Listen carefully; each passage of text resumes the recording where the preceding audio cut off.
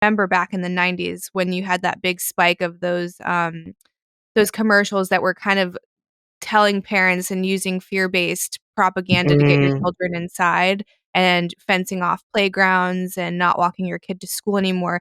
It's like, how much evidence was there for serious, I guess, abductions? And is that still there? Like, is the world more dangerous than it was? And then are there more consequences of letting go of the reins? yeah, so violence, Professor Steven Pinker has shown this. This is counterintuitive because of we see so much violence on television, but Yeah. violence has been massively declining for the past 100 years, right? Mm-hmm. And it's not declined because we lock away our children, because violence against adults has also massively declined and we don't lock away adults, right? Mm-hmm. So there's a big debate about why that's happened. He wrote a very good book about it called The Better Angels, which is about figuring out why that happened. And there's lots of competing theories, but the fact is very clear. There's been a huge fall in violence. So to lock away your kids because you're afraid, I mean, if I said to you, I will not let my child play outside because I'm afraid my child will be hit by lightning, Mm-hmm. you would regard me as insane, right? Yeah. Mm-hmm. But your child is 3 times more likely to be hit by lightning than to be kidnapped. So Mm-hmm. this is a risk that is almost nil, right? And that's been the case for the whole of our lifetimes, right? Mm-hmm. Um, so, and that was the case when Lenore played outside, right? So it's not, that's the decline in violence is not the result of locking kids away. Already violence had massively declined by then. And it's declined even further since against both adults and children. So out of fear of something that is a negligibly tiny risk, what Mm-hmm. we've done is we've imposed certain harm on our kids. We've made it harder for them. We've made them struggle to pay attention. We've made them obese. Yeah. You've got not the certainty, but the massive increased likelihood of harm, which is happening all around us. A Mm-hmm. third of American children are obese. And that's gone up 50% since the pandemic, which is Exactly. wild. So we're just talking about staggering levels of obesity, staggering levels of attention problems, in part because we've taken away this ability.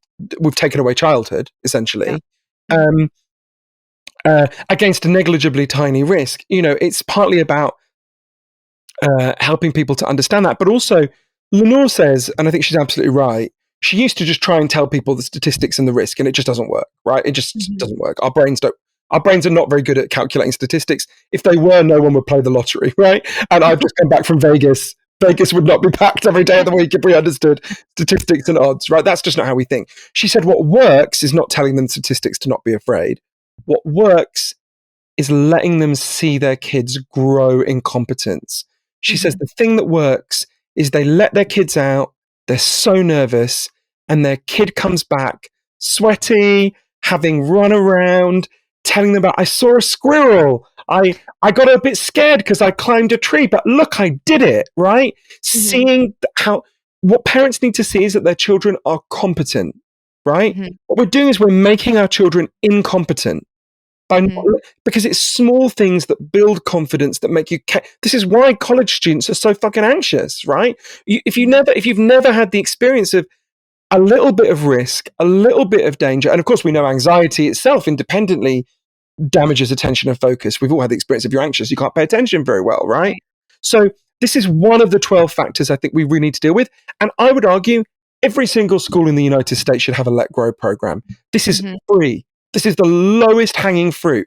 This is something that all Americans could agree on, right? I don't care if you're the most liberal or the most conservative, all Americans. And one of the good things that might come from COVID, this has been a horrifying tragedy, obviously. One of the good things that might come from COVID, is we've just seen what locking away our children does to them. And everyone knows it has fucked our kids, right?